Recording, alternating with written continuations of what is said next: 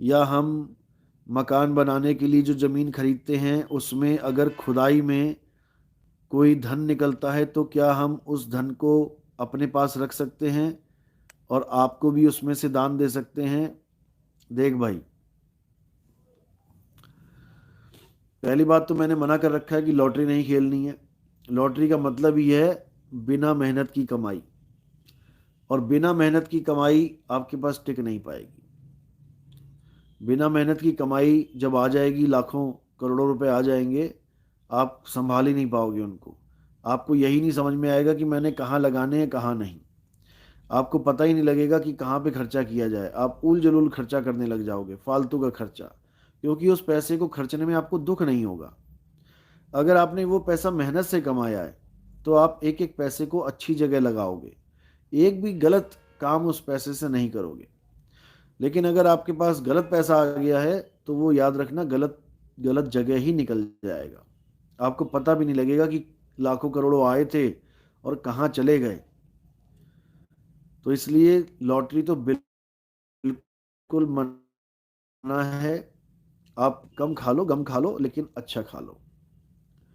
और जो बात रही धन गढ़ने की, गड़े धन के ऊपर, अगर आपने कहीं जमीन खरीद ली है और उसकी नींवें खोद रहे हो, ठीक है, अच्छी बात है, लेकिन अगर उसमें कोई धन निकलता है, कोई मटका निकल गया, घड़ा निकल गया, या कोई पुरानी अशरफियाँ निकल आई, क्योंकि इंसान ही है जो ये चीज़, ये काम करता है। ये धन कहाँ से आएगा जमीन में? भाई मिट्टी में तो सोने की अशरफियाँ बनने रही, ये तो बनी बनाई गाड़ी गई है ना, तभी तो तुम्हें मिल रही हैं। ये उन लोगों ने गाड़ी हैं जिन लोगों ने, जैसे पहले बैंक नहीं होते थे तो लोग अपने ही आंगन में धन गाड़ देते थे। अब जिसने गाड़ी है उसको अटैक आ गया, वो बता नहीं पाया किसी घर में, घर वालों को, या कोई कोई हमला वमला हुआ, कोई ऐसा कोई दुर्घटना हुई, तो वो घर बार छोड़ के भाग गए, तो धन वहीं रह गया, मौका नहीं मिला निकालने का। अब उसी जमीन पे आप आ गए। अब जब आप उसको खोद रहे हो, निकाल रहे हो, तो पहली बात तो ये है कि वो आपका है नहीं, आपका नहीं है वो।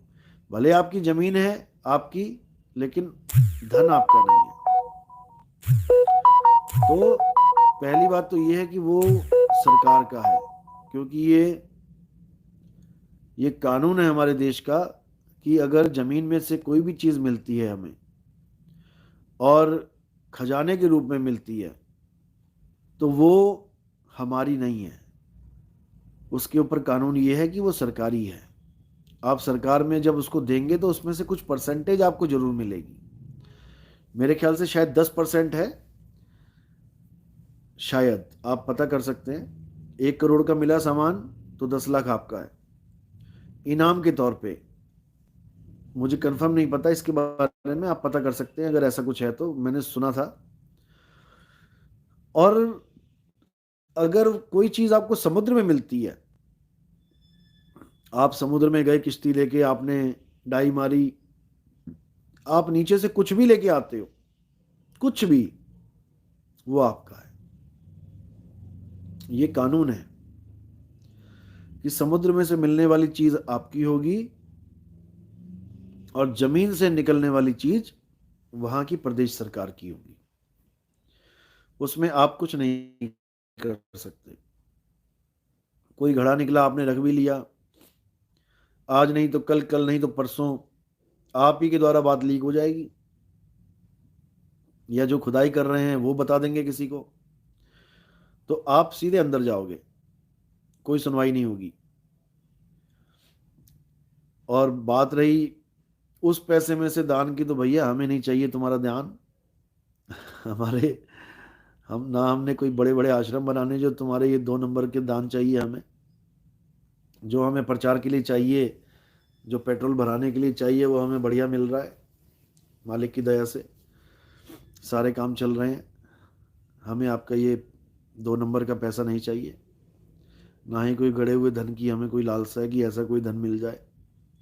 जो यहाँ इकट्ठा किया है भैया, वही वो भी यही छोड़ के जाना है। तो 2 नंबर की कमाई कौन खाए, और उसका हर जाना भुगतने के लिए बार बार यहाँ पे आए, तो हमें नहीं चाहिए भाई। और आप भी बच के रहो, ये कोई काम ऐसा मत करो जो तुम्हें लेने के देने पड़ जाएं। तुम भगत बन रहे हो, तुम भक्ति कर रहे हो, तो तुम्हें पहली बात तो इस माया की दौड़ से निकल जाना चाहिए। साहिब इतना दीजिए जामे कुटुंब समाए, दोहे तो ये पढ़ रहे हो और कह रहे हो कि गड़ा हुआ धन मिल जाए जी, ऐसे हो जाए वैसे हो जाए। क्यों आस लगा रखी तुमने फालतू की? जो तुम रोज 2 4 5 रोटियां खाते हो ना, यही तुम्हारी हैं। इसी से तुम्हारा शरीर चल रहा है। धन गड़े हुए धन की वजह से नहीं चल रहा है। और ना ही गड़ा हुआ धन मिल जाएगा तो तुम दुगनी स्पीड में भागने लग जाओगे। ऐसा नहीं है। शरीर जर्जर हो रहा है, धीरे धीरे नाश की तरफ जा रहा है।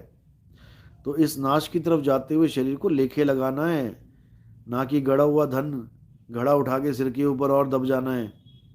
ये काम मत करो, छोड़ो, इसको दिमाग से निकालो और अपना भक्ति करो बस। पता नहीं कौन सा पल आखिरी पल हो, तो उस आखिरी पल को याद करके बस मालिक की शरण में रहो। आठों पहर मालिक को याद करो, उसी से कल्याण होगा, बाकी छोड़ दो सब। तो अगला सवाल है,